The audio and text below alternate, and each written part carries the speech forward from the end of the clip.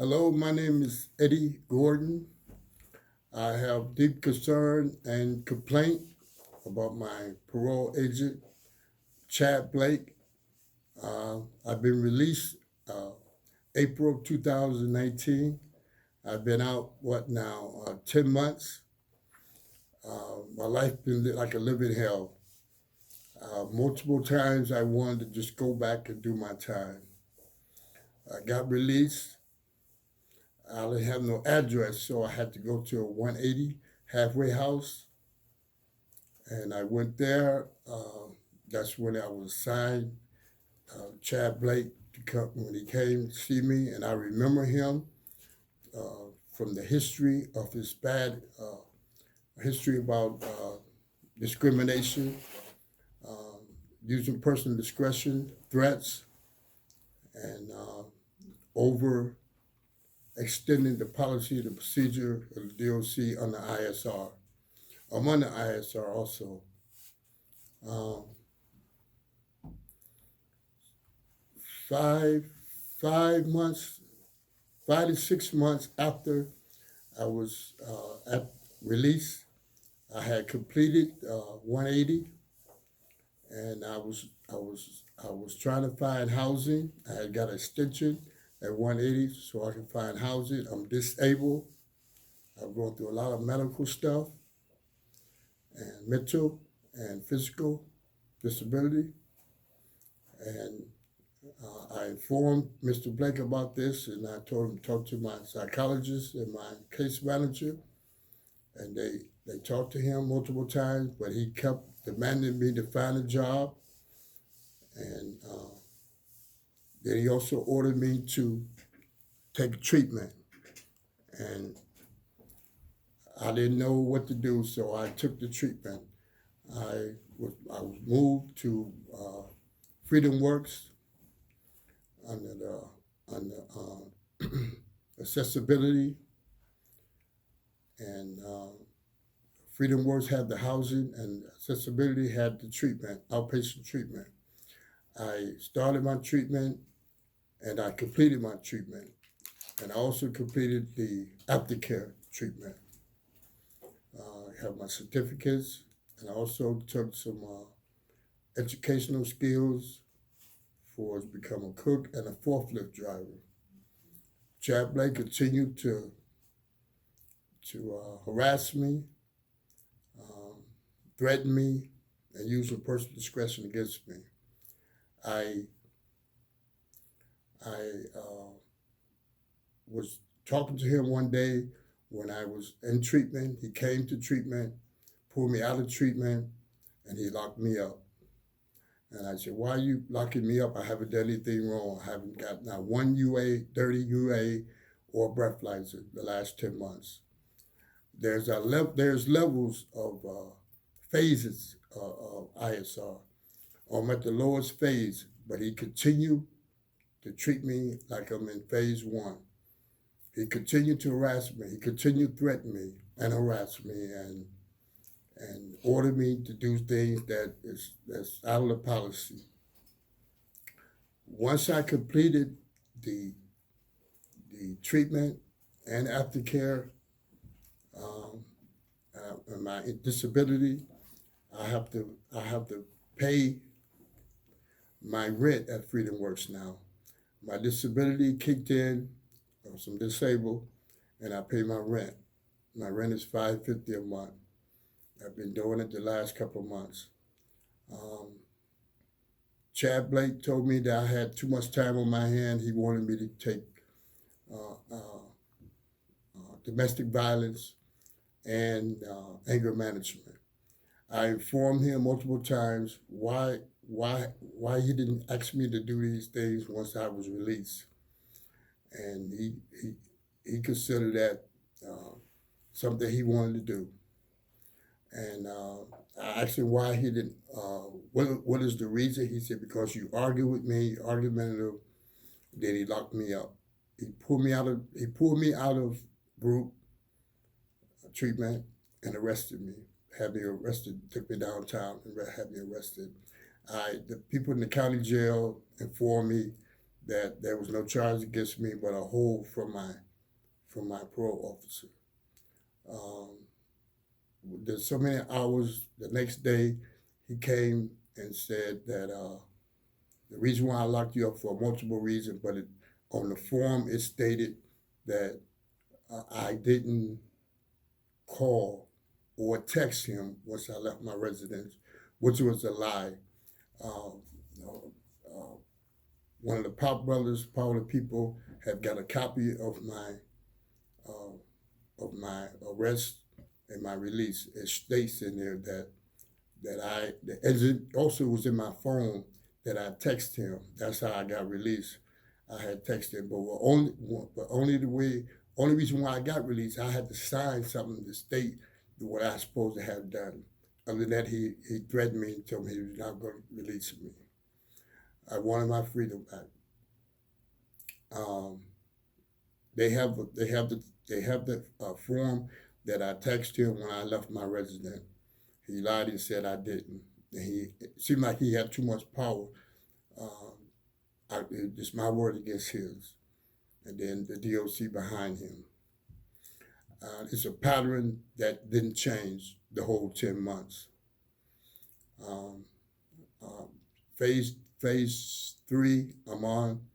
About 3 weeks ago, less than a month, I was going to over a friend's house, and he called me and said, "Where are you at?" And I said, "I'm on 38th and Bloomington South." And he said, "Stay right there, get off the bus, and wait there until I get there. I want to take your breathalyzer." I said, "Fine." 10 minutes later, he called me. He said, "You're not at the place you said you are." I said, "Yes, I am. I'm here at the filling station. You want to talk to the tenant that works here?" He said, "Oh, I thought you told me 35th and Lake." I said, "No, I did not tell you 35th and Lake." He said, "The reason why I said that is because the police arrested a few guys on Lake Street, and the guy looked just like me." I said, "No, Blake, that's not me.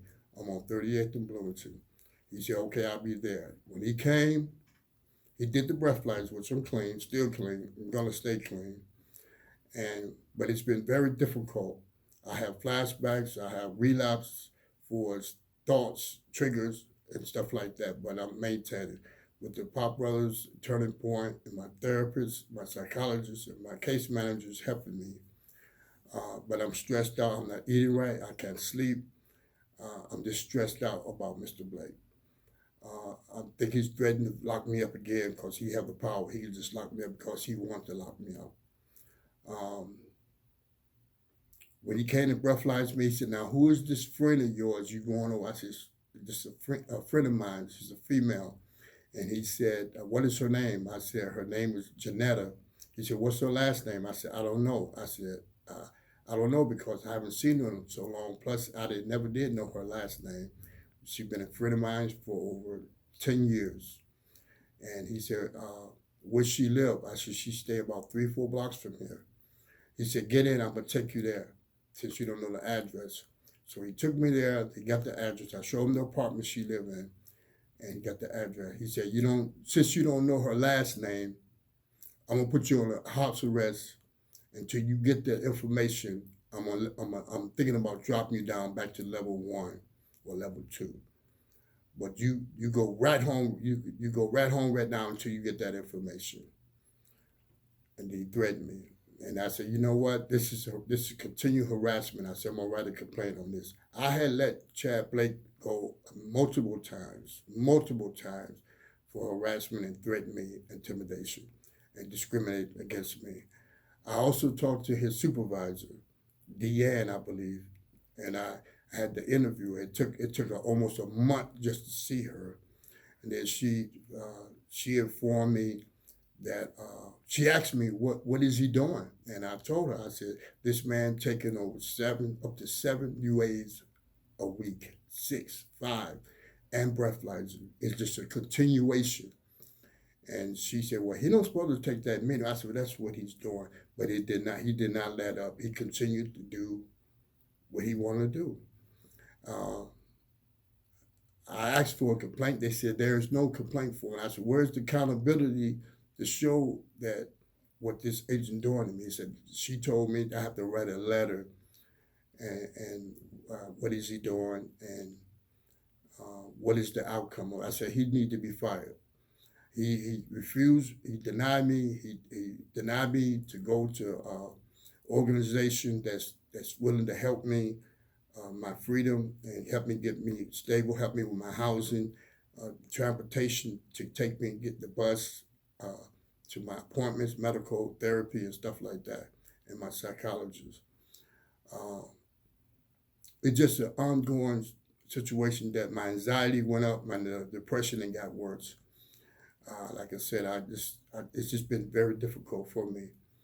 Um, I'm disabled, and I've been trying to find houses since my disability kicked in.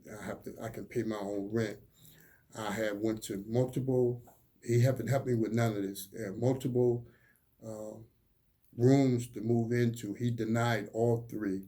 One of the rooms I can understand. It was in the basement. It was a room, but it didn't have any windows. He denied it. It's that same house had another apartment room that was coming up this month, February. He denied that, and I asked him what's the reason for that.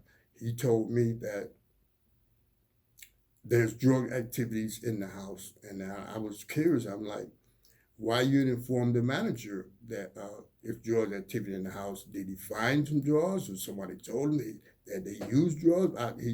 I knew he was a lie, another lie the chap like was using.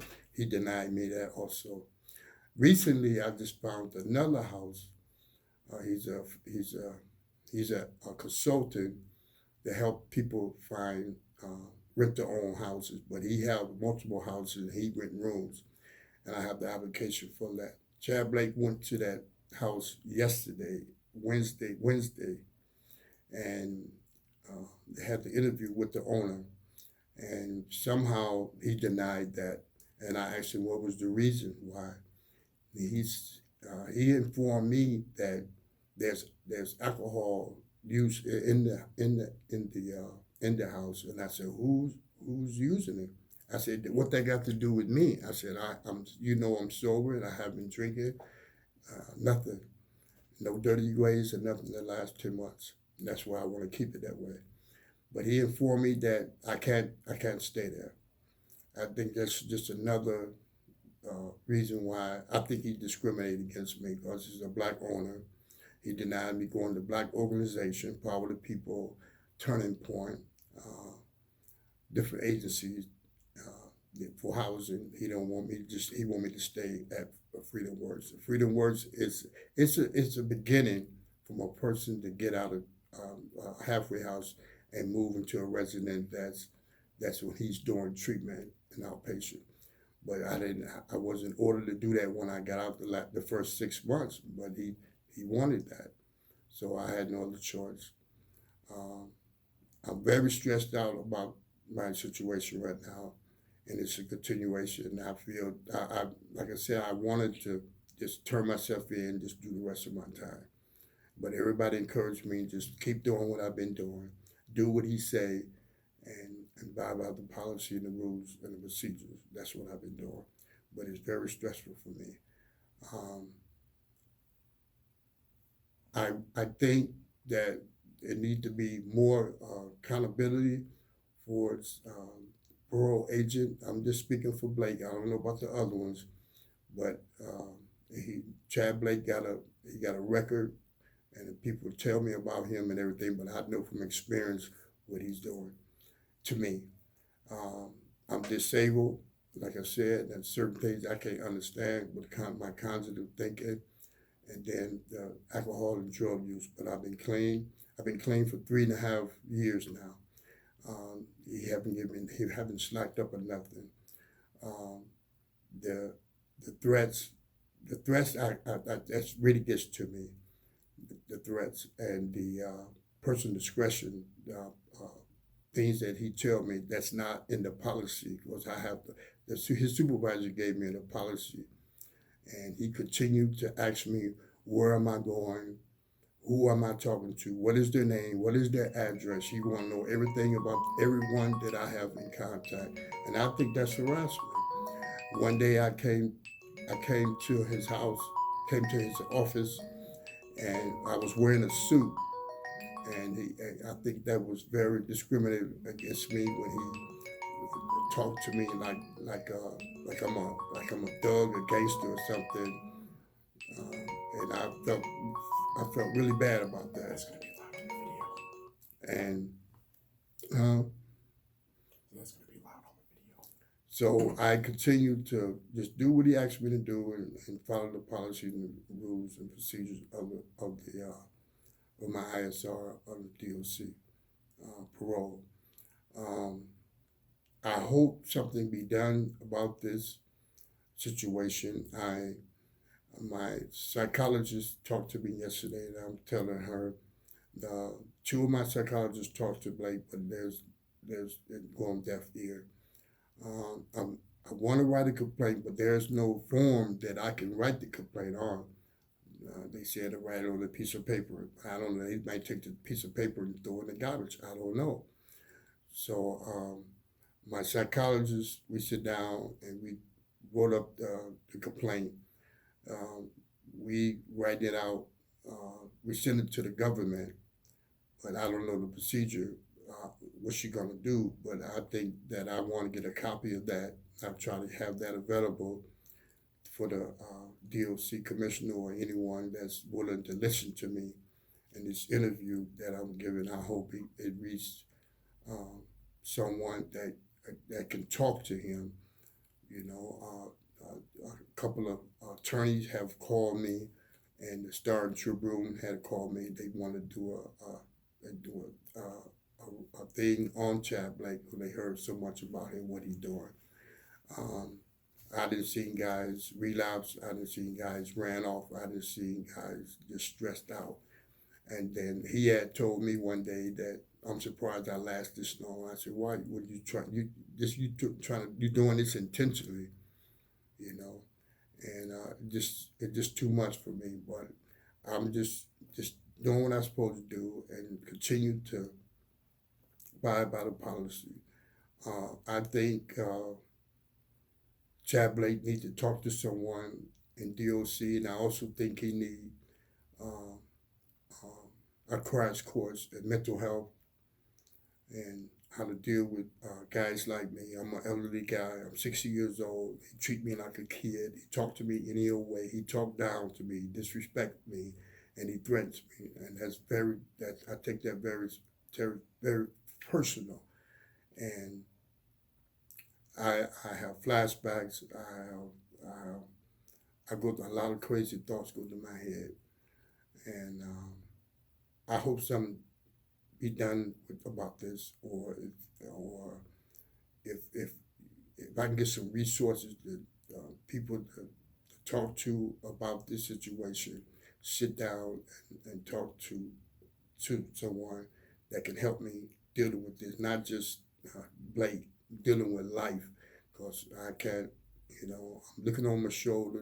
I'm thinking he had followed me multiple times. I have never deviated, going places where I was supposed to go and things.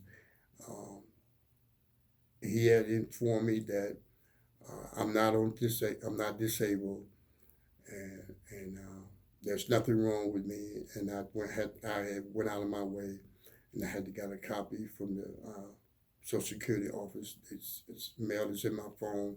And I had sent to him. I also gave him a copy of my primary doctor information. Sent a copy of that to show him that I'm disabled, and he just wanted to argue with me. But I found out if you argue with him, he's gonna lock you up. So all I do is just listen to him and do what I'm being told. I'm taking anger management at Shallow Temple. It's free. The domestic violence, he informed me. I said I don't have no resources on that. So he called me back and said, "Call this number, and you better call this number within an hour. If not, I'm gonna demote you, and I'm gonna put you on a house arrest." And it just raised my anxiety, my depression. So I called.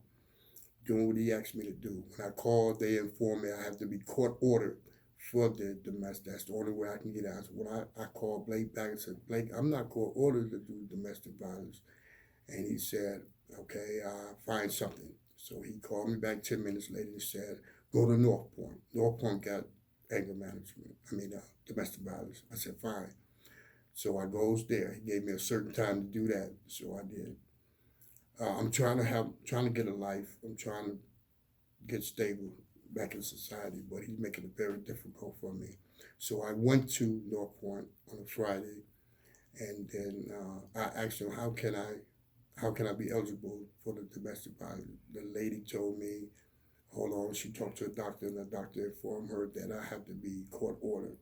So I called Blake and informed him about this. Also, the first place that he called for domestic violence, they informed me that I can get in it, but there was a fee, a $65 fee, and then $5 each session. And I informed Blake, they said court order, and then they want a fee. That's when he gave me North Point. North Point, I informed him about North Point. North Point they take a fee and a session, but it comes out your insurance, my insurance. So, but it had to be court ordered. So I informed Blake. Blake said they didn't know what they was talking about. So he said, I'm gonna call, I know a doctor up there. So he called me back 10 minutes later. He said, I talked to a doctor, and the doctor said, you come in for an interview intake. And you go there and you report to me tomorrow, no later than 4 o'clock. If you don't, that'll be a violation. So I went. I couldn't argue with him. They said I got to be court ordered, but he talked to a doctor. I don't know what he did and what he told the doctor, and the doctor approved it. And then I'm curious what he do. So he also called me back and said, oh yeah, I'm coming to see you. And I said, for what? He said, you got to have a referral to get in. I said, fine. So I signed the form, and comes to find out it was a consent form. He told me there was a referral, but it was a consent form that he can talk to the doctor, and the doctor can talk to him. This is after the fact. So I goes back Monday and talk to the doctor. I said, did you talk to Blake? She said, yes, but we text each other. I said, how is this possible? And it's court ordered, and now he got me in through you. She said that he consented, you consented. I said, I ain't consent nothing. I said, he told me I signed a referral. And I thought about it. I said, he didn't need me to sign for a referral, so that's what he did. He tricked me and said it was a referral, but it was a consent. So I informed the doctor about it, and the doctor said, well, if you don't want to take the program without a consent, I said no. I said, matter of fact, I'm gonna call Blake and tell him to rescind that consent, because I didn't consent. You didn't tell me that was consent. When I called him, I told him, I said, I thought I signed a referral. It was a consent that I talked to the doctor. He said, well, it was a consent, and if you contract the consent, there can be a complication behind that. I'm going to call the ISR and put a warrant on you, and you're going to be arrested and you're going to jail. So he threatened me again. He scared me. He's really scared me more than anything. It was like all flashbacks about it. And my anxiety went up, my depression went down, way up. And he said, are you sure? Are you sure? If you do this, you're going to get locked up. You're going to get locked up. So he knew. I said, Blake, why you didn't just tell me what you did? Why you just come clean and just tell me? Because no way I could get it in North Point for domestic violence because it's court ordered. I said, how did you get around that? So he informed me that's what he did. And talked to the doctor and got the consent. So I said, fine. I said, you're making my life hell, but I going to do it. Because if I don't do it, you're going to come up with another reason to lock me up, even if you have to lie about it. I said, this is continued harassment, this is continued threats, and this is continue your personal expression against me. I don't know if you have some person against me or what. I do not know. So this my I go to group on Tuesdays and Thursdays. I went today also. Um, and then he remind me. He asked me. He want me to do also 40 hours of volunteer work. And I informed Blake, there's no way I can do 40 hours of volunteer work a week when I have therapy. I see my psychologist. I see my back specialist, and then I'm doing group. And then I go to NA group, and I go to AA group. But I also do volunteer work, but no 40 hours, no way. And then he keep asking me, where am I going, what I'm gonna do. All this is in my planner, but I'm phase 3 now, and the policy states that I call in between 6, no earlier than 6 o'clock, and no later than 10 o'clock, checking in. That's all I have to do is just by the policy. I check in at 6 in the morning, and I check in at 10 o'clock at night, and then I go about my business. But Chad Blake continued to ask me where I'm going through the whole day of the week. I'm down in phase 3, but he continued to do what he's did since I met him, since in April, and it's a continuation, and nobody haven't said nothing or done nothing to stop him.